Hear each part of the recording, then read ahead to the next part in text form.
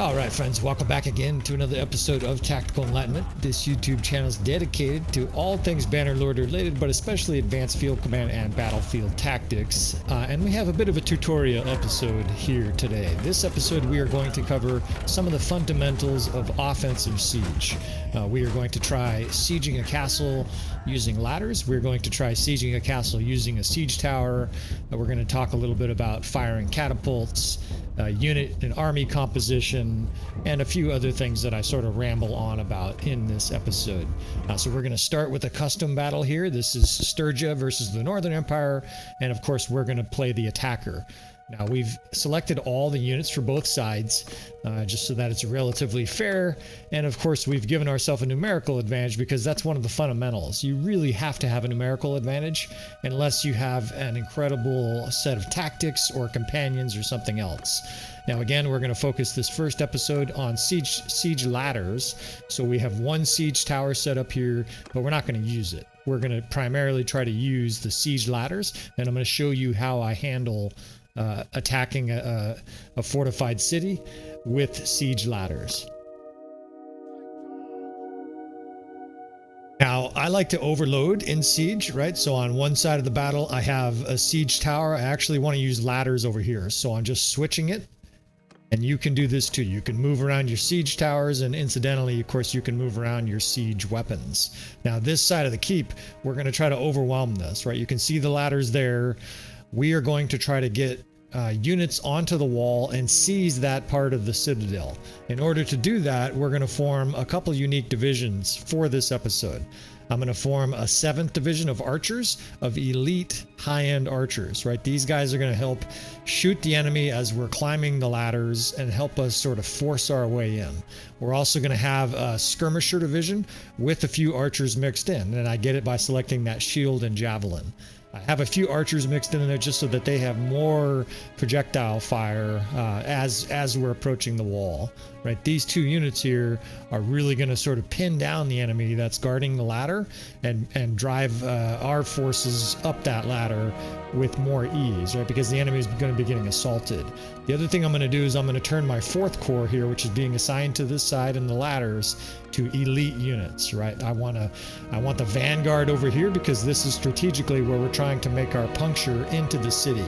That's one of the biggest keys to castle assault or city assault, is to try to gain a puncture into the city.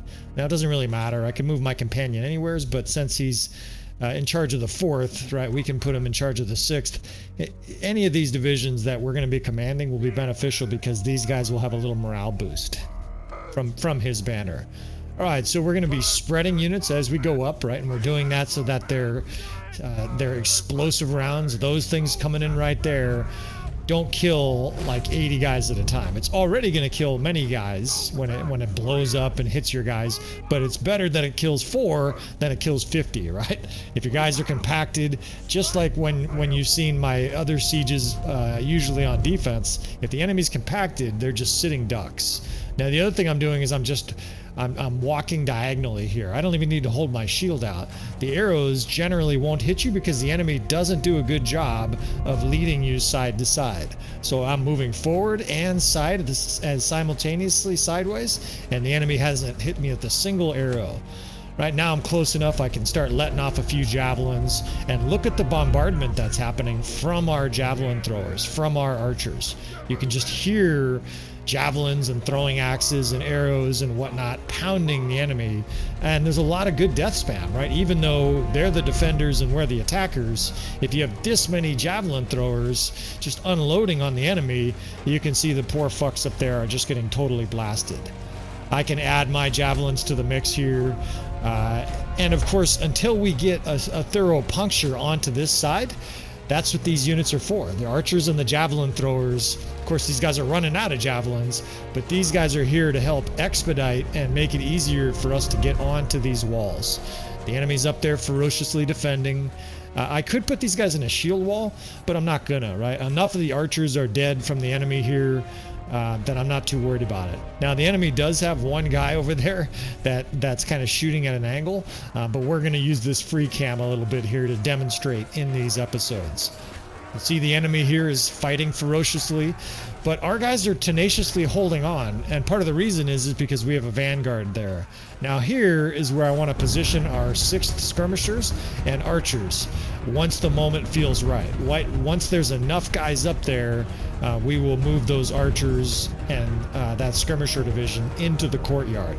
We're doing that because we want those guys to start seizing the courtyard for us. And if we can get enfilade and archer fire from the courtyard on the enemy itself, that's going to give us a tremendous advantage.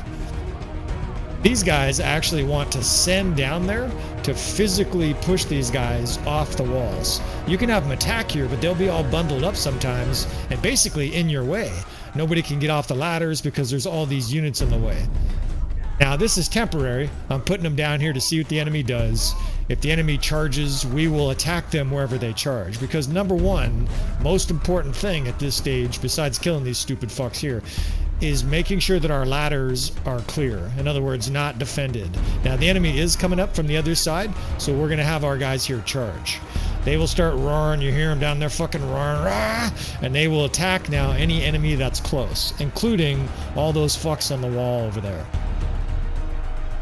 Now, I'm not making like a life or death push into the enemy over there. The only reason I'm doing this is because I want these ladders kept clear so that the rest of our troops can get up here. And it's going to take a while, right? Your ladders, you come up one at a time. It's just a really slow process. It's 2/3 of the speed of a siege tower, and obviously it's many times slower than blowing a hole in the castle itself. Now I can do a little javelin work here. It's still the 4th Infantry coming up, right? Those guys zerged the bottom of the ladders, and so these are the first guys coming up still. There's like peasants. So there's a recruit in here with his bad haircut. Pretty soon, though, we're going to start getting archers up here, and we're going to start to really take control of this side of the city. You can see a handful of them are starting to march down there, and as soon as there's a significant amount of them, they will start laying waste to the enemy here. Now I could position them on the wall here, but I think it's actually better eventually if we put them in the courtyard. For now, we'll position them on the wall, just because the courtyard may be assailed as well. And the other thing you can do with this division here, this 4th division, the infantry that I brought up first, right, this vanguard, is you can put them in a square and just have them hold that spot over there. But, as I punch this guy, but if the enemy has a whole bunch of archers like they did, they're better off charging. You might as well try to kill these guys than just stand there in a square. Generally in a square, your units don't attack unless the units are like right up against them trying to pound on them.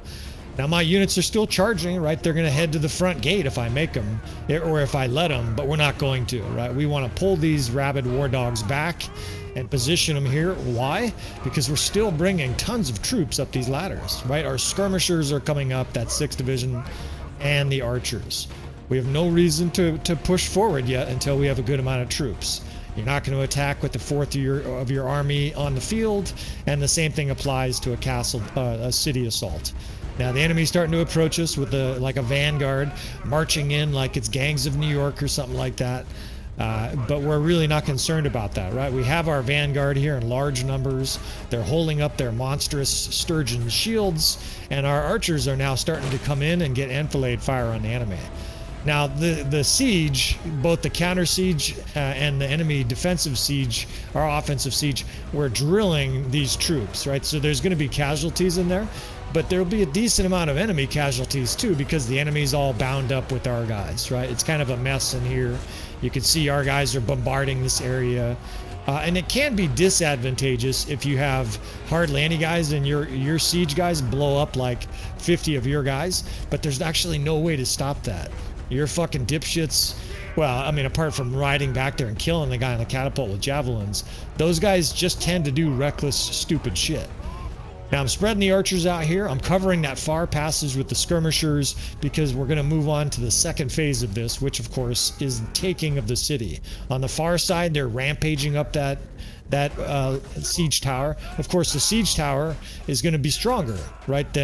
Not stronger, but it's going to be a better access than what we're doing. We're trying this the hard way. So I'm actually going to lead my skirmishers and archers around here, but I'm going to keep these infantry on charge. We're going to keep pressuring the enemy there, but these guys here are no longer much value here. They're actually shooting at guys way on the other side up in a tower. That's worthless. We're going to backdoor the enemy here with these 2 units, and between this and our units coming through the gate and the 4th division, that division that we just led up the ladders, between that vanguard and these other 3 units, we're going to obliterate the enemy. Now right now there's a lot of death spam, but that's going to change soon. We're about to get archers, look at this, we're about to get archers right behind the enemy in a nice big spread out area, and we're going to charge the fuck out of those guys in the courtyard with our 6th skirmishers here, right? These 2 divisions that I'm dragging, we're now going to put these guys to work.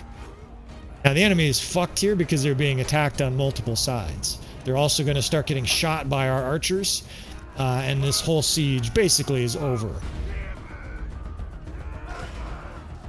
Now, I may not take you through this process with the siege tower component of it, and I'm not sure whether or not I want to run a ram at all. It's a pretty simplistic process, right? You run the ram, you smash the door. It does it all automatically. You don't have to like tell the ram to swing and shit like that, and then you just flood the courtyard.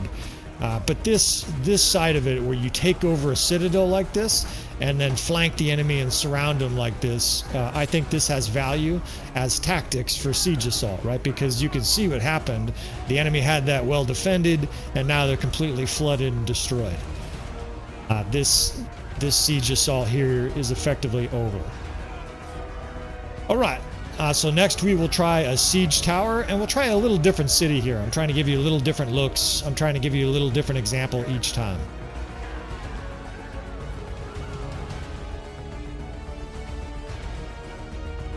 All right, so this component I want to show you, this is the pre-siege part of siege, right? This is the setup, and this is important for our next stage, but also important general information for people who don't have a lot of experience with siege. You're going to build your siege camp, and one of the things you want to do if you're going to use a siege tower is build trebuchets. We're going to build 4 trebuchets here.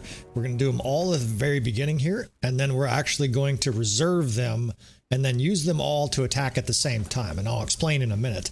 The main reason you want to do this is that if you have too many trebuchets set up one at a time, they will effectively be destroyed by the enemy counter siege before they can really do significant damage. I'm actually going to demonstrate with one of these. We're just going to let one sit there on its own, and you can see the enemy counter siege is bombarding it. It's down to half health. It's already below half health. It's almost dead. In fact, it is dead. And the other ones aren't even built, right? So you're never going to be able to break the walls on a city using that process. So what I'm actually going to do here is rebuild all 4 trebuchets again. And then what we're doing with them, if you saw there, is I'm reserve. It's saying moving to reserve. As soon as they're built, you click on them and say move to reserve. You want to do that for all 4. It's technically all 3. And what you can do is when that 4th one is being built, you can then activate your other 3 trebuchets. Yes, the idea is you're moving these out of range, and the enemy counter siege can't attack them until you move them back into range. Now, once this one is about halfway, I will activate the other 3 sort of in a hurry, and you can see they quickly become built again. And now what you get is all 4 firing and doing major damage at the same time. Now, the reason that's critical is that you're destroying the enemy counter siege. You're destroying their catapults, you're destroying their ballistas, and this is how you destroy a wall in a keep. This is something I know a lot of you probably know, but if you've ever had a hard time blowing a hole in one of the walls in one of the citadels you're attacking, this may be the thing you're missing.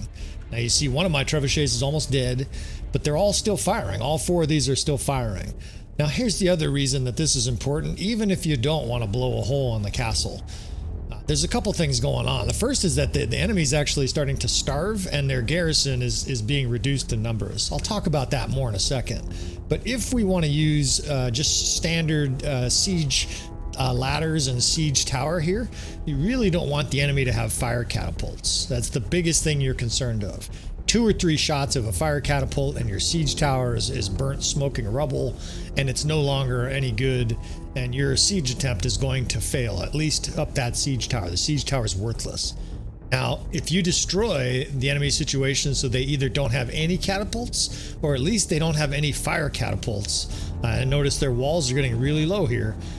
If you can get it to the point where they don't have any fire catapults, you have a much better chance of your siege towers arriving at the walls without being destroyed. That's an important thing that I think a lot of players, or especially a lot of newer players, don't understand.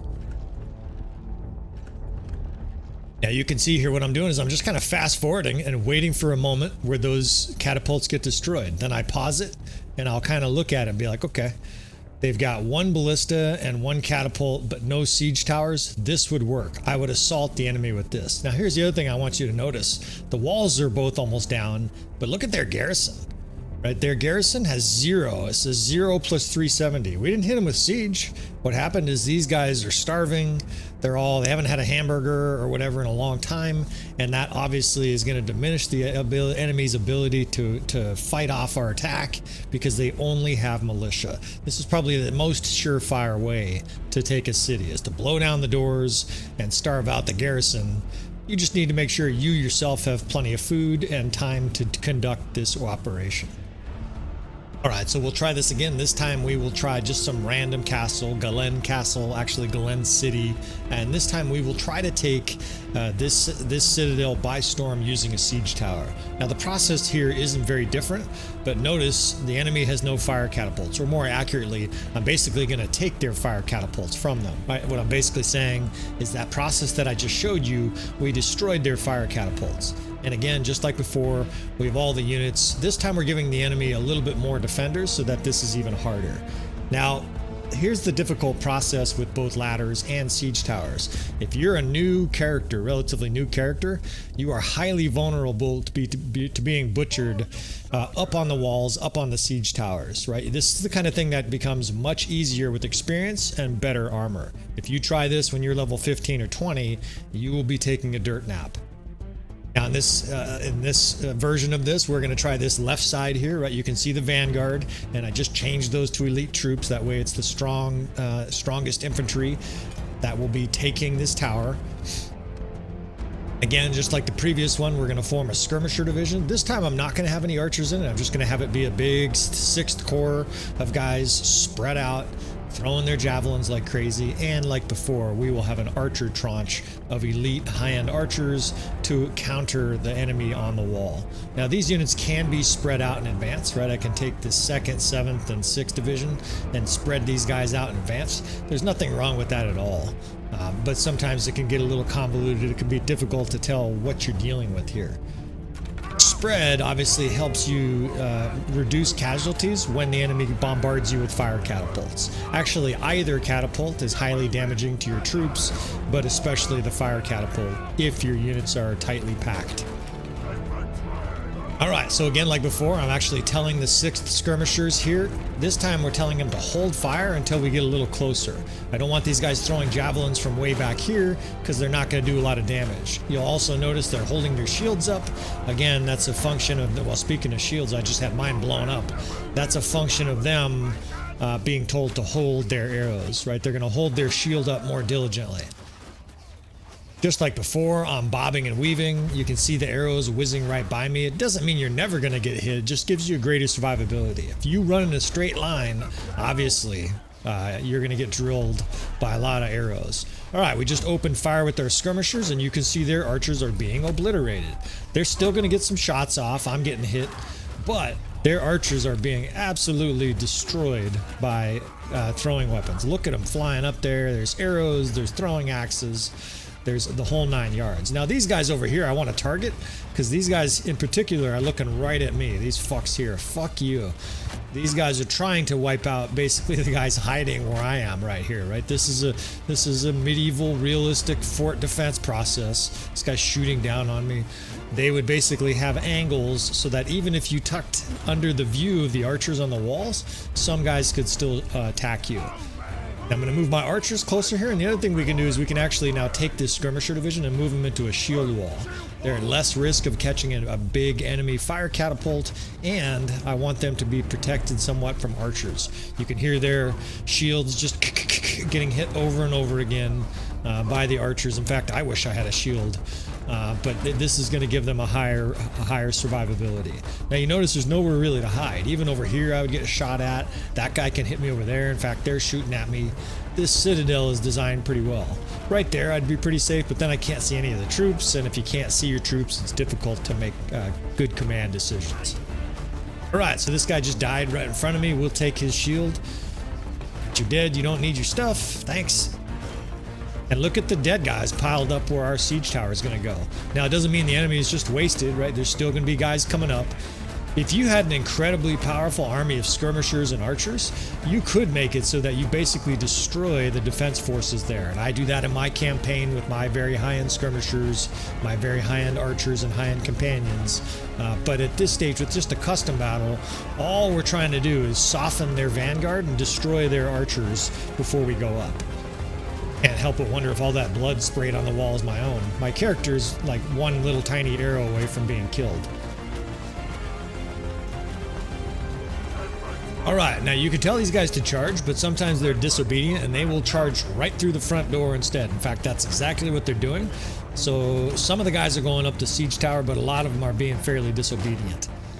What I like to do if they're just obstinate and if they're obdurate and they won't actually do what you say is I will lead them up there and physically point them in, just like we did in that first episode or first portion of this.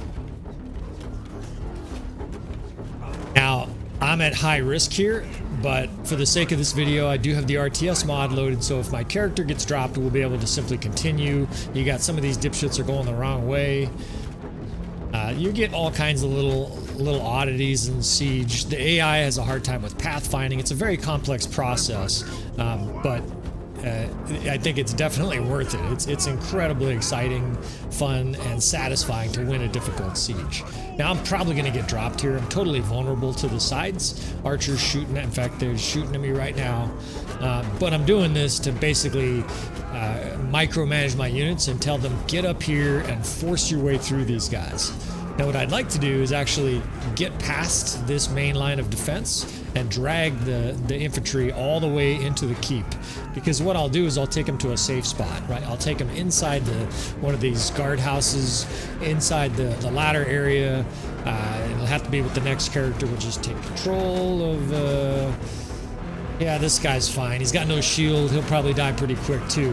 But what I'm basically trying to show you is that we're going to force our way into a safer spot, right? This guy's getting stabbed in 3 different directions. He's being chased, getting mauled. On to the next guy, right? This is what I was talking about 3 minutes ago. It's very difficult early in your campaign, even relatively in the middle stages of your campaign, to just force your way up here by yourself. If you're a shield and sword character, you'll have a better time at it. Obviously, these two-handers are kind of death wish, you know, on the wall. They're doing some damage, but they're also highly incapable of defense. But all we're trying to do at this stage is push a hole. And in fact, it looks like we're making the enemy rout. Part of the reason is we killed so many on the way up. The other reason, of course, is we have our vanguard here, right? These are elite troops pounding our way in, and we have successfully at least pushed off this side. It actually looks like the front gate has a breach as well, so this keep siege is over. Now, I think I'm going to simulate it at least a few times. What happens if you don't use these tactics? If you don't use this overloading, if you don't use this elite 7th and 6th division with the vanguard, we'll see if the AI is successful. In other words, without the decisions and changes that we made. In other words, in the simplest terms, is it worth it? So we have 330 survivors from this route, and we will try this a few different ways. Alright, so I've sped this part up considerably, but the first thing we're going to try to do is an infantry heavy army. I'm basically going to stand back here by the tree, and what I did is I gave our infantry about 75% of our total troops. That means obviously much less archers and much more infantry, which I don't know, I think will be suboptimal. Obviously also the dipshit AI is in charge here, and I guess I shouldn't say the dipshit AI. AI does a decent job if you just send them in on siege, but I think the tactics we've shown you so far in these first couple episodes will be superior to what the AI is going to do here. As you can see, they are starting to lose. In fact, they have lost. So now we will try more archers in another variant of this. And what I'm essentially trying to do as my guy gets mown down in fast speed here, we'll try an archer heavy armor. What I'm essentially trying to demonstrate here is that I think the right mix of troops is important. And what is the right mix of troops? So right now this is about 60% archers, 40% infantry. I don't think that's optimal either, right? Because most of your heavy blows occur on the wall. And the other thing you have to remember is that your archers will run out of arrows. In fact, they're doing really well right now, or at least they're doing pretty well. But I think this is still going to be a losing battle because all of a sudden those archers are going to run out of ammo and they're going to get trucked. It's very close. But you have to remember, using our tactics, we were able to win this siege with all the same variables with 330 survivors.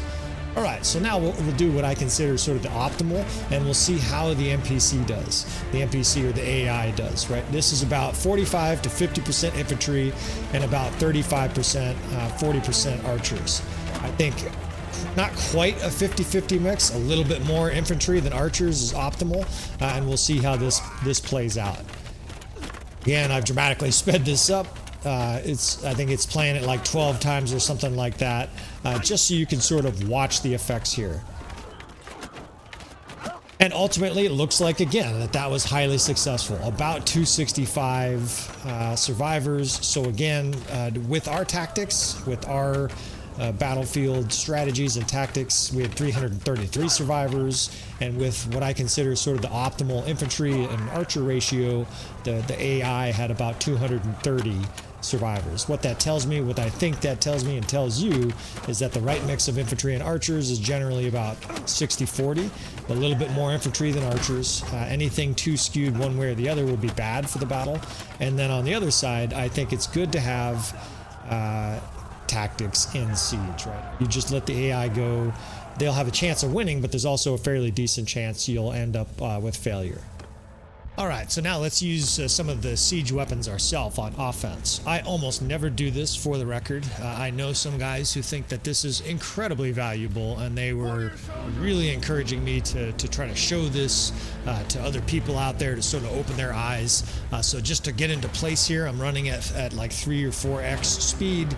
We're using the RTS mod for this. I'm just trying to find a catapult to fire from, and then once I get there, we will slow it down. Now, the reason this can be effective is if you get good at it, you can kill a lot of troops. I just happen to think that you're away from the battle, you're away from the tactics, and unless you're all just sitting back basically doing counter siege with the enemy, it's not tremendously valuable for the average player. Now, there's not a lot of mystery to this, right? There's two controls you have. You have left and right. You basically can move this thing left and right like that. And then the little bar there on the red directly in front of my helmet, the further that bar is up or sort of towards the front, the further the catapult fire goes. And the closer towards me, the closer it is, the shorter the shot. I hope that makes sense. Now, as far as aiming it, honestly, it's about experiment. Now, I'm holding the shift button. I had to actually look down, and basically that gives you this zoomed in view because things are a long ways away, right? We're trying to bombard archers that even with 4K graphics are like little tiny blurs on the wall of the city. Now, what I would basically say is once you get kind of dialed in, it's almost like a sniper. You're just barely making slight adjustments until you get that kind of result. Once you get 8, 9, 10 kills, I generally recommend you stick with that location. Now, of course, if the next shot goes almost like a fisherman, if you don't hit anybody, you move it a little bit, right? You move to the next spot. Now, you can kind of home in and get accurate shots, but this is, it's a very difficult shot at this kind of range, right? A lot of these shots, I would love to tell you there's vast skill involved, but most of this is luck. Now, here's where it's really profoundly valuable. You can do this if you have a hole in the wall already. You can mass murder the enemy by lobbing these rounds in right on the other side of the hole, and that's because that's where the enemy will be piled up. We know this empirically. Anybody who's done a lot of siege knows that the enemy piles up on the other side of the wall, and they will be there and killed en masse by these mangonels with fire catapults. Now, we're being shot at, but we're not in great danger. The biggest, well, except that guy, he ate shit. The biggest thing that's likely to happen is you'll get taken away control from the catapult, right? It'll knock you off. If you haven't experienced that, you will. Like right there, it just pushed me off, and the other guy quickly took control of it. Now here's where it can also make major hay for you. You see all the defenders coming up? We wanted to strike those guys if we can, right? It's very minute movements here, because you can also kill your own troops, and you can also destroy your own siege tower, right? It's better that you overshoot in this situation rather than undershoot. Of course, if you undershoot, you might kill dozens of your own guys, right? Most of us have been, they're firing ballistas at us too, which can kill us. But, you know, we can really help out our troops on the walls here. And my general rule of thumb is a 2 or 3 to 1 kill ratio. And what I mean is we're probably going to hit some of our own troops with the next shot or two. And as long as we're killing more enemies than we're killing of our own guys, then I consider it a success. I just killed some of the guys on the wall. I damaged a ballista. It makes a very satisfying sound. All right, so there's a bunch of guys on the wall, and I think we can thread the needle here, but this is very dangerous, right? Still, we're going to give it a shot here for demonstration's sake, and that's beautiful. 2 losses, and we killed like 20 enemies, right? Some people would say that one shot alone justifies sitting here. That's probably more guys than I could have killed, you know, throwing javelins from the walls and ordering troops around. If we get 1 or 2 more shots here, but hopefully this shows you sort of the fundamentals of firing catapults in a siege situation. Again, 10-12 kills, and we lost 2 guys. Now, the other thing that this is simulating here, this is yet another example. We're out of catapult balls. This is yet another example of that first battle where we won with tactics and had 330 troops left. It doesn't look like they're doing very well. Even though we're bombarding guys on the walls, without those tactics, without the skirmisher division, the archer division, the vanguard leading the way on one side, it really looks like the AI is struggling to win a siege where we dominated, right? I mean, you can go back and look at it if you need to, but this is the same settings as the battle where we won with 330 troops, right? Assaulting one of the siege towers, using the vanguard. We were super successful. Almost half of our troops alive, and here the AI really is kind of getting butchered. It looks like they're going to win, but barely. Now I continue just to fire some shots here. Part of the reason I'm doing this is because I'm very curious if they can win in this circumstance. It looks like they're going to win. In fact, that's satisfactory enough for me. And with all this, I'm going to wrap this episode up. Hopefully I don't need to show people how to use the RAM. Really, I don't think it's a good idea for you to use the RAM unless you're role-playing, but it's really elementary, right? You get on there, the RAM swings by itself. If you're lucky, you're protected somewhat from the enemy attacks by being on the RAM. Once you're through the first door, usually the guys run up, and then for some reason or other, you all break out your swords and have to hack through the second one. But that is really elementary. The one thing I will say is when you get to the point where the inner door is broken, instead of telling your guys just to charge, you know, attack, whatever, what I would recommend is forming a square, right? F2, F5, and then I would point that square into the courtyard. And what that'll do is it'll encourage your troops as well as possible to run past the enemy, and then that'll allow you a better chance of a breach, right? Your guys will sort of shove their way in. All right, well, let me know what you think of this little instructional series here. Please comment and like and all that kind of good stuff, friends. I appreciate you fellas, and I will see you guys next time.